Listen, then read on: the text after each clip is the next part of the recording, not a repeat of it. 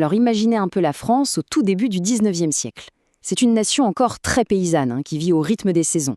Et en l'espace de quelques décennies à peine, tout ce paysage va être complètement bouleversé par le bruit des usines, le sifflement des trains à vapeur. C'est vraiment l'histoire d'une course folle vers la modernité. La grande question, c'est comment est-ce qu'un changement pareil a pu arriver si vite? Comment la France a-t-elle pu basculer comme ça dans l'ère industrielle? C'est un peu comme un puzzle et on va essayer d'assembler toutes les pièces ensemble.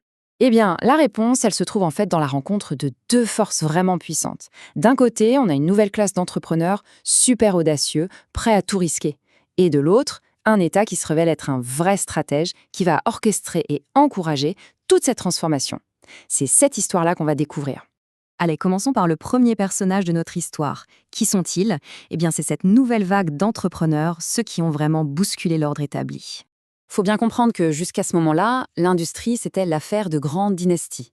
On pense par exemple aux Wendel, qui se transmettaient leur empire de l'acier de père en fils. Mais là, une nouvelle force arrive. Ce sont des entrepreneurs qui viennent de milieux plus modestes, mais ils sont beaucoup plus audacieux.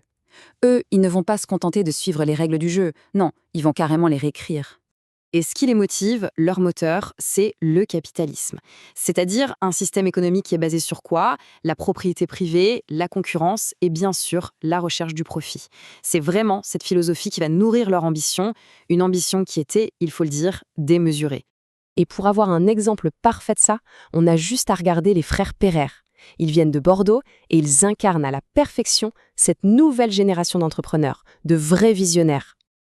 Alors, en 1852, tenez-vous bien, ils créent une banque qui va tout changer, le Crédit Mobilier. Et ils démarrent avec un capital de 60 millions de francs. Pour qu'on se rende bien compte, à l'époque, c'est une somme juste colossale. Ça montre tout de suite l'échelle de leurs ambitions. Ils ne sont pas là pour rigoler, ils veulent carrément changer la façon de financer toute l'économie. Et attention, ils ne se sont pas arrêtés à la banque, loin de là. Le crédit immobilier, c'était un peu le cœur de leur réacteur, si on veut. Et avec ça, ils ont investi partout. Dans les chemins de fer pour relier le pays, dans les omnibus pour changer la vie dans les villes, dans l'énergie pour les éclairer.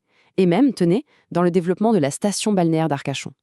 Petit à petit, ils étaient en train de tisser une véritable toile d'influence sur toute l'économie française. Le résultat?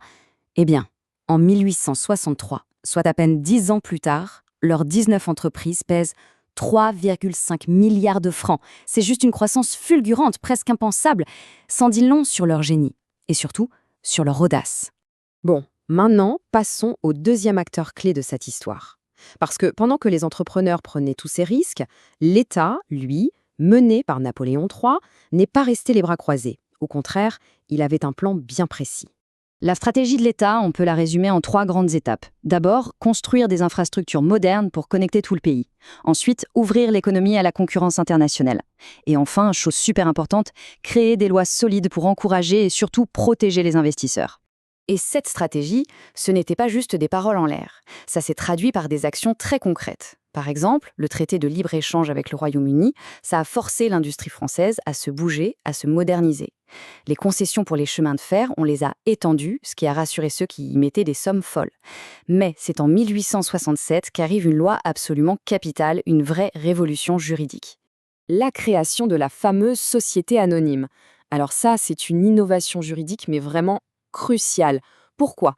Parce que d'un seul coup, ça a rendu la création d'entreprises beaucoup plus simple et surtout moins risquée. L'idée, c'est qu'on pouvait séparer sa vie privée, son patrimoine personnel, de l'activité professionnelle.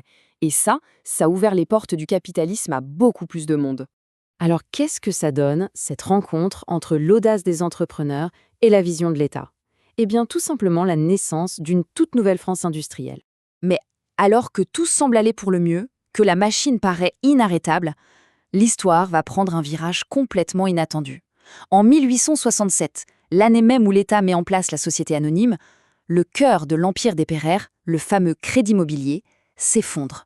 C'est la faillite. Alors comment expliquer cette chute ? Il y a plusieurs raisons. D'abord, leur succès incroyable a créé énormément de jalousie, une vraie hostilité. Et puis, il y a un autre facteur. Dans le contexte de l'époque, avec un antisémitisme qui montait, leur origine juive a servi de prétexte. Ça a alimenté toutes sortes de fantasmes sur le contrôle de la finance. Tout ça a mené à leur isolement et au final, à leur chute.